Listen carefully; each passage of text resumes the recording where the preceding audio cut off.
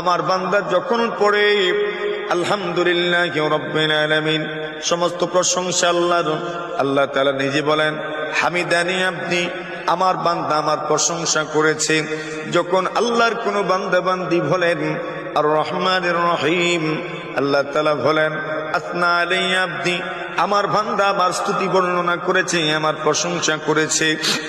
এরপরে যখন আল্লাহ বলেন মালিক ইয়াউমিদ্দিন, বিচার দিনের মালিক হচ্ছেন আল্লাহ, আল্লাহ তাআলা নিজে বলেন মাজ্জাদানি আব্দি, আমার বান্দা আমার বড়ত্বের বর্ণনা করেছে, আমার বড়ত্বের বর্ণনা করেছে।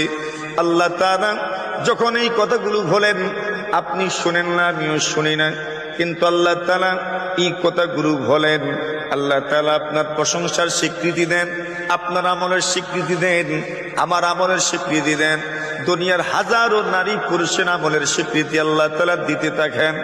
এরপরে বান্দা বলে ইয়াকা না'বুদু ওয়া ইয়াকা নাস্তাঈন, আয় আল্লাহ আমরা সবাই মিলে আপনার ইবাদত করি, আপনার কাছে সাহায্য চাই। আল্লাহ বলেন এই কথাটা আমার বান্দা শুধু আমার জন্য বলেছে। এরপরে বান্দা বলে ইহদিনাস সিরাতাল মুস্তাকিম, আমাদেরকে সরল সহজ পথ দেখান। আল্লাহ বলেন এই কথাটা শুধু শুধু আমার বান্দার জন্য। আল্লাহ বলেন আমি তো ওয়াদা করেছি ওয়ালি আব্দি মা সাআল, আমার বান্দা আমার কাছে যা চাইবে আমি তাকে তা দান করব।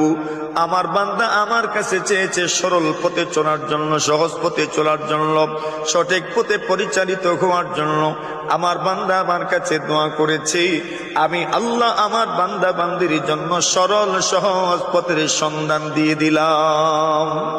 ওয়ালি আব্দি মা সাআল। তো এই সূরার আরেক নাম হচ্ছে সূরাতুস সালাত।